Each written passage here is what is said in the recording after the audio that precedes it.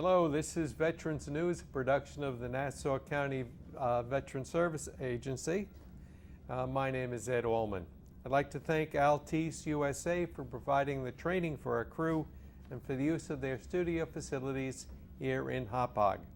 The show is broadcast on public access television. You can catch Veterans News on YouTube. Just go to Veterans News UVO. I'd like to say hello to our viewers in both Nassau and Suffolk County. And I'd like to thank Sabrina Lacey, who's the former commander of the Suffolk County VFW, and she's our co-host. Welcome, Sabrina. Thank you, Ed. By the way, if you'd like to ask me any questions, make a comment, or if you would like to become a member of our crew, please notify veteransnewsuvo@gmail.com. We need crew members. If you would like to volunteer some time to help veterans, you too can be a volunteer for Veterans News. You'll find it quite rewarding. Email me at veteransnewsuvo@gmail.com. Our guest today is Rosemarie Kluepfel. Did I say the last name right? Close enough. Close enough. Okay. She's a military housing specialist who's got a very good surprise for some disabled veteran on Long Island. And we'll talk to her soon. We'll talk to our guest in a few minutes, but first let us remember some of our veterans who died recently. There was Kenneth Ackley of Port Washington, who was in the Army Corps during World War II. Anton Baruch Hauser of Franklin Square was a veteran of the Navy, the Air Force, and the Army National Guard. Irving Lake, an attorney from Oceanside, was a World War II U.S. Army veteran. Leonard Pecora of St. James served in the Himalaya foothills of India during World War II. Anthony Agoglia of Dix Hills, he received the Distinguished Flying Cross with the Army Air Corps during World War II. Robert Sohaf of Deer Park was a Navy Air Corps veteran. Navy Air Corps, I don't hear that mentioned too much. Usually it's Army Air Corps, but he was in the Navy.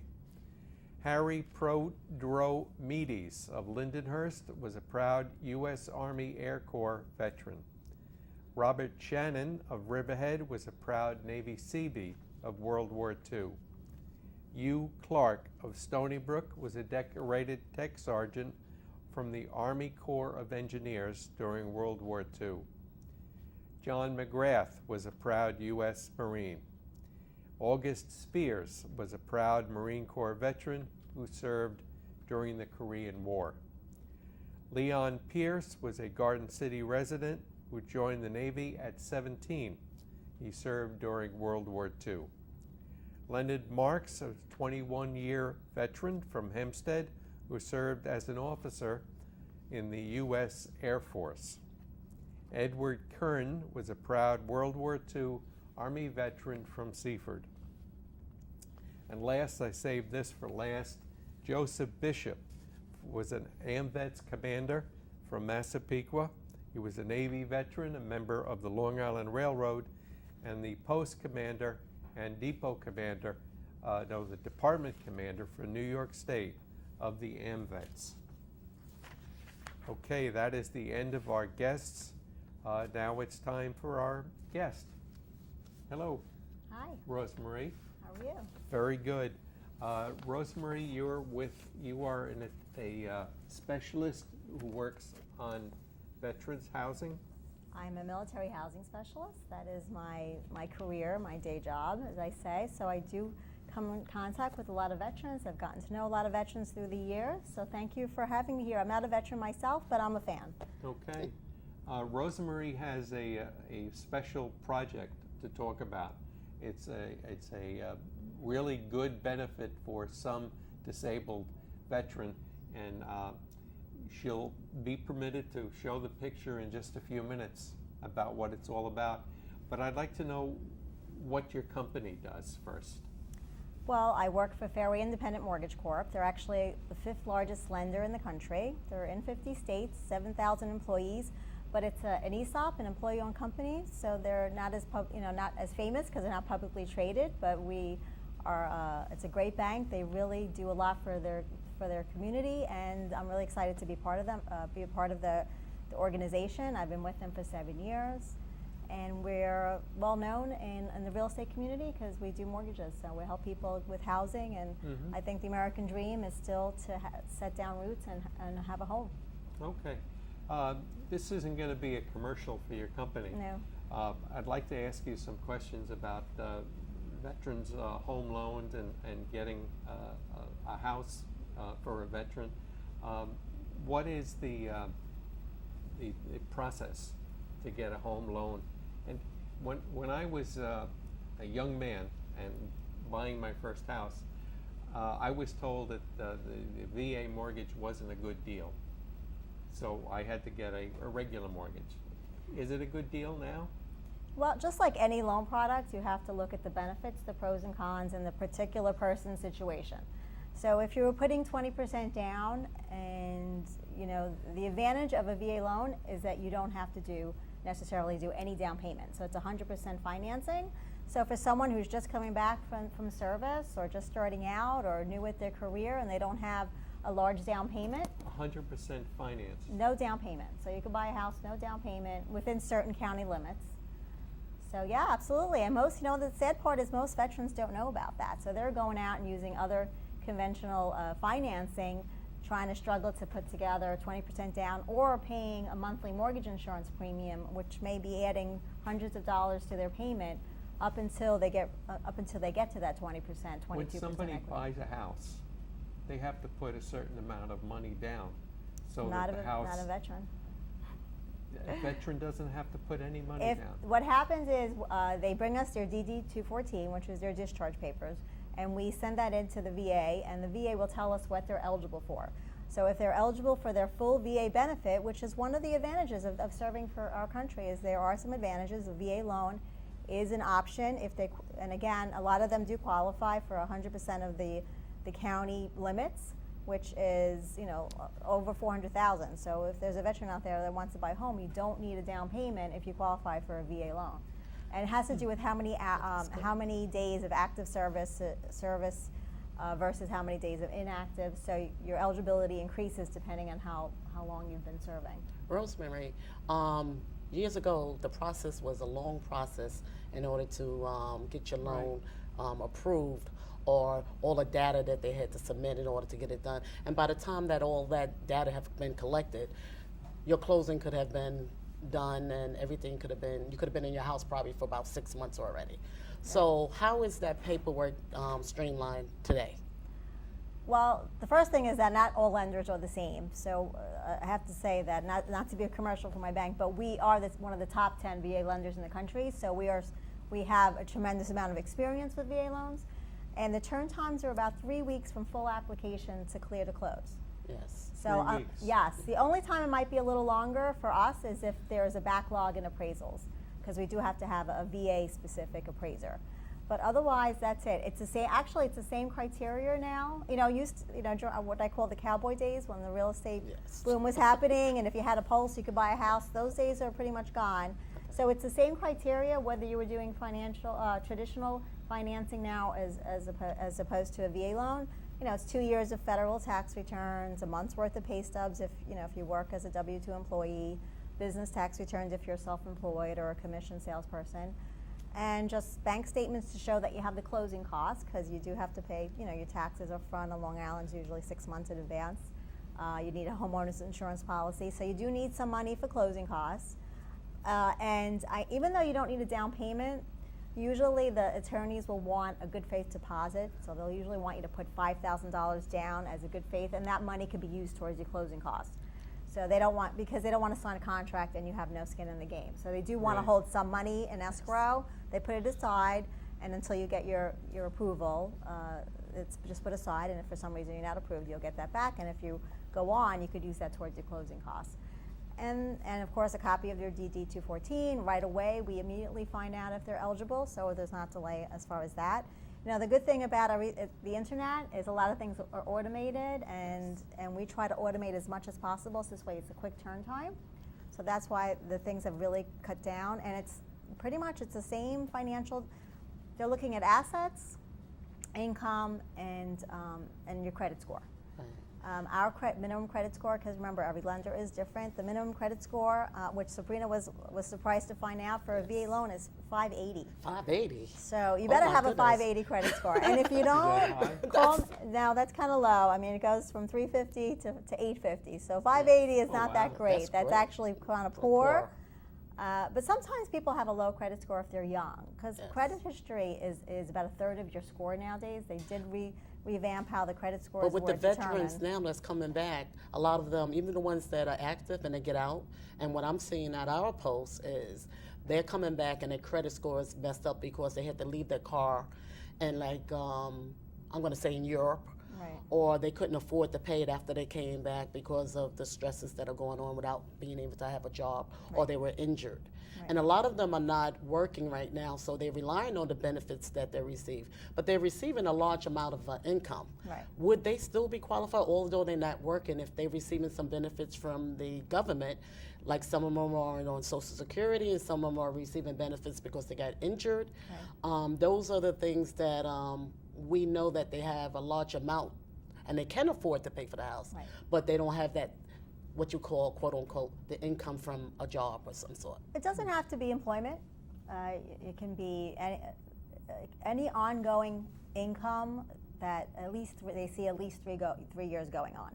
So it can't be something like, I know a lot of veterans, they take the student housing allowance so they can go back to school. That's not ongoing. So that would not help them with their purchase of their home, because once they finish school, that stops. So that would not be an ongoing income.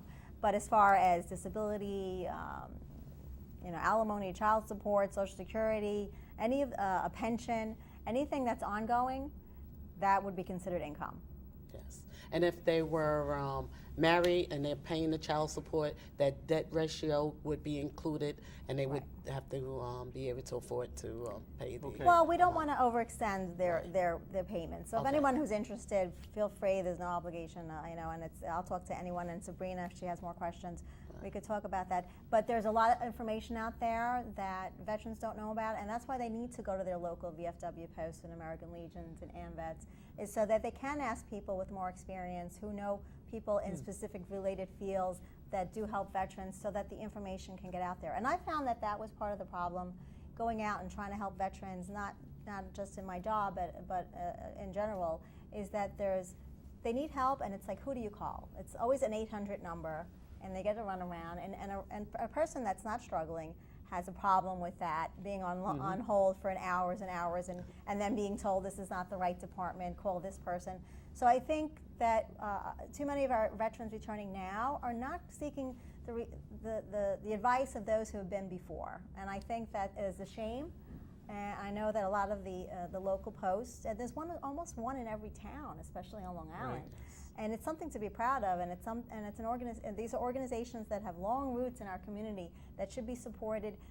If you're a veteran out there and you haven't been to one of your local posts, you should go. I mean, a lot of them are really been renovated, and they're trying to make it more inviting for new veterans returning. And they are the people that you should ask questions about. And if you have needs, or you want to buy, whether you want to buy a home or you have other needs or concerns, these are the people to ask, and they're going to ask you they're going to answer you in confidence and give you the best support, because they're one of your own. I'd like to put a plug in.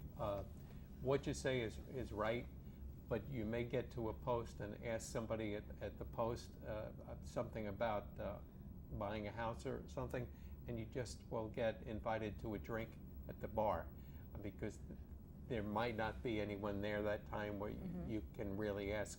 But the organization that you want to call, both in Nassau and Suffolk County, is the Veteran Service Agency. The Nassau County Veteran Service Agency or the Suffolk County Veteran Service Agency. You find them on the internet. They're fabulous places. They can give you the advice. Let me just say that you're going to tell us about the project that's going to be so beneficial to some veteran some handicapped veteran very soon. But I have a question for you. Sure. A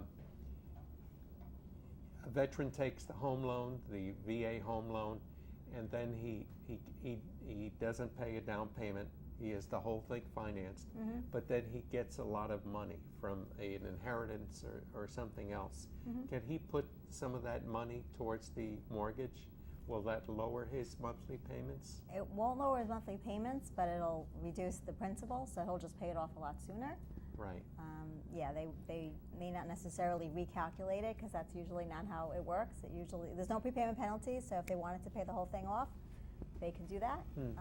But it won't readjust the payment. Oh.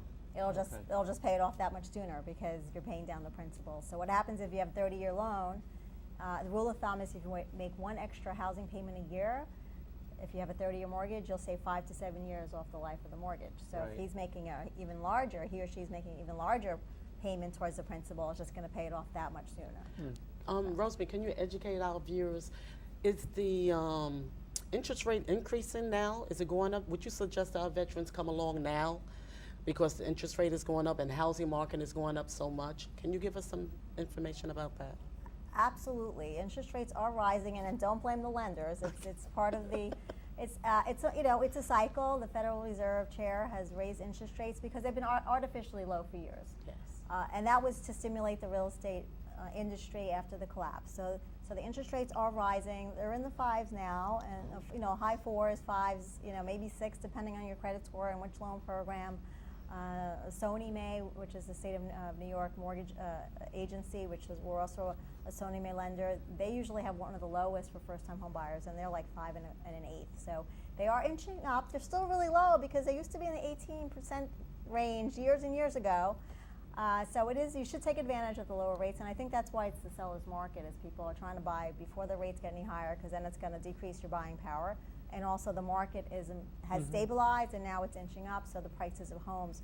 So if you don't need a down payment, what are you waiting for? If you're paying rent, you're probably paying the same rent that you would be paying if you owned a home, and at least you'd be paying down the house, and in 20, 30 years. They can do a co-op or they can do a co-op or VAs don't do co-ops, so the condo is another option. Okay. We How have about to just townhouses too? Yeah, townhouses, PUDs, yeah. So, again, if you have a question, you really need to talk to. I just want to let them know whether that it's me or not, you need to talk to a mortgage specialist to make sure you have all your options. And if they don't some lenders don't do VA loans, you need to make sure that you do at least go through the process to make sure if that's an option. Okay. Don't tell them that's not a good loan.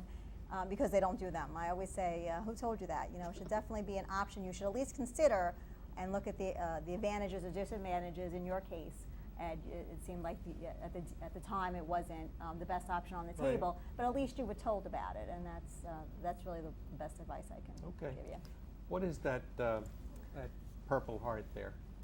Okay, so I'm excited to be here because this is really the key. On Long Island, we have one of the highest population of veterans, about 90,000 between Nassau and Suffolk County.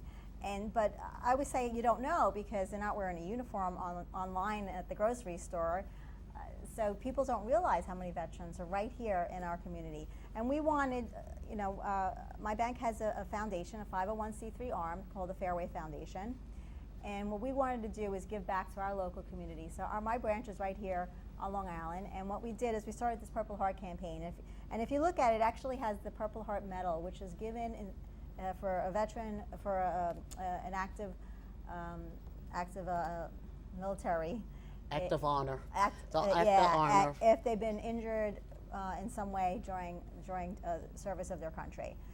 And it's kind of a shame because I've spoken at schools and organizations, and a lot of people don't know what the Purple Heart is. And it is one of those things where if you're a veteran, you know what it is because you don't want to get one because unfortunately most people get it deceased because they've been injured or killed in duty. And so it's a way of raising awareness. And what we ask people to do is donate $1. Donate $1, sign your name, and if you're in a school or an organization, take a wall and collect them. And when a veteran walks in, he or she will know what this means, and they'll appreciate that you're supporting them and that you're acknowledging their sacrifice. And that's what this is about. I know there's a lot of controversy over the flag right now, and so it's like people are almost like afraid because of the politicization of what it means, whether you're pro or not. It's given a new meaning, but the Purple Heart is something that we could all relate to, because this is the sacrifice of the veteran that comes to mind, not whether or not you're pro-military, And I would say, you have to understand, veterans don't just go to battle. Veterans are the first ones that get called if there's a hurricane, or if there's an earthquake, or if there's some type of humanitarian crisis. Yes. We need our military. They're doing the jobs that we can't do. We have, whether it's here or overseas. We have 2 veterans that are Purple Heart in the Brentwood VFW, and both of them are under 30. So you would never know. And every time I see them, they don't want to be received as being injured or anything like that. So they want to keep on going on. But they do have some injuries. Do they have any type of handicap accessible stuff for the home that you have available? This is where you're going to answer the question. Tell us what the picture is about that you have here. Maybe you can show the camera. Sure. This is actually a home that... Just raise it up a little bit. There you go. Nice. Okay. There you go. Good. Great. Very good. This is a picture of a home that, through the Purple Heart campaign and other fundraising, that we've been able to purchase. The Fairway Foundation actually purchased this earlier this year. It was a foreclosure. And with the help of volunteers and organizations, we are 90% finished, completely renovating it, and it's going to be fully furnished. Wow. Now, this that's furnished house will be available to some handicapped veteran? Well, we don't want to say handicap. The criteria to be considered would be to write a hardship letter on why you need a house. So the criteria is you have to have served post 9/11/01, be honorably discharged, and have ties to Long Island. So maybe you grew up here and you'd love to come back and be close to your family and friends and your support system, or someone who maybe has all their family and friends here that could really use the support of living in our Long Island community. And what we did is we wanted to go to a Purple Heart recipient. Now, just as Sabrina mentioned, not all wounds are visible. Just because you have a Purple Heart doesn't mean you lost a limb, but maybe you have scars, maybe you have post-traumatic stress because of the injury, because of the trauma, maybe you have mild brain trauma. There's other injuries are not always visible. And I think that we have to acknowledge that there's 22 suicides among veterans a day. That is a tremendous amount for us to lose. So they survive battles of war. If they come home and they decide that the pain is too great, whether it's physical, mental, emotional, and I want to say also moral injury. A lot of times they look fine and they'll tell you they're fine, but they're not fine. Maybe they're suffering with the memories of what they've seen, the memories of what they've had to do in order to just stay alive in the situation that they were in. So when we say, I know you said disabled, but I don't want us to use that term, because disabled people think of a wheelchair and crutches and things like that. We want to say someone who has sacrificed for our country, and that's what the Purple Heart means. So they don't have to be disabled to that extent. And we wanted to go not to the veteran with the greatest injury, but the veteran with the greatest need. How will this home change that veteran's life, and maybe the veteran if they have a family? Establishing roots gives us a few different things. It gives us a sense of belonging. And I think when you leave the camaraderie of being in a military base and then been told, okay, thank you for your service, you're 4 years up, or how many years you served, and you go home and now you have to reestablish yourself. And you have to try to adapt yourself back to civilian life, and it's been such a difference. And now you're on your own. Having a home, someplace to call home, it gives you a sense of pride, it gives you a sense of belonging, and I think that a house, this is really a symbol. This is a symbol that says to veterans, we're here to support you. And unfortunately we can't do any more homes after this. It's just become a very long process, and it's taken a long time to raise, at $1 at a time. It's taken a long time to raise the money to actually purchase this home, but we were able to purchase it. And then we've had a lot of volunteers who have come in, electrician, plumbers, towelmen, painters. I just talked to a landscaper yesterday. Someone just called me and said they were going to donate shrubbery. We have the Interior Design Society, the Long Island chapter, who has been instrumental in getting this house done. Not only have they done the design work and helped get donations, they've actually are now telling us it's going to be fully furnished. Right. Oh, So it is wonderful. going to be a showcase when it's done, and I'm so excited because it has been a few years, 4 years in the making from the inception, the idea, to what we wanted to do to today, and we're so close to being done. And really, the last thing that we need, really, if you're listening out there, is of a veteran. We're on Veteran TV. Out there, there's a veteran or someone who has a veteran in their family, their community, and their workplace. And there's a veteran that could really use this home. And it's a beautiful 3-bedroom, 2 full bath ranch on a fenced lot. It's really, people actually said it was nice even before we renovated, so you can imagine now. We've gotten Kenko's Tile, donated all the tile. Revco Electrical donated the electrical. Coastal Cabinets, custom kitchen cabinets. Plesser's Appliances donated the appliances. And I can go on and on and on. PSEG, volunteers from PSEG, yes, your utility people came in and cleaned up the property and emptied the contents because they wanted to volunteer and be a part of it. And they also participated in the Purple Heart campaign. The Purple Heart campaign has been done by school children from elementary school up to high school. It's been done in small mom-and-pop shops, 7-Elevens, big organizations like PSEG, and we want to continue it. And I was actually at the Half Hollow Hills School District yesterday talking to the superintendent, and they're going to start doing it in their district office, and hopefully it'll expand from there.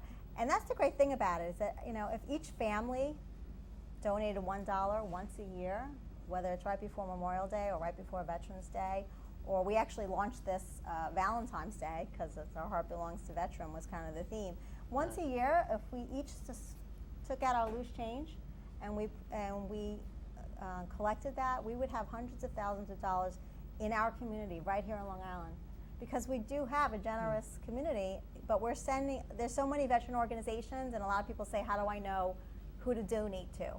Well, if those organizations are taking the money and sending it to other states, when we have so many veterans here, we have to say, why are we doing that? Why We don't are the second largest veteran community. in the country. Right.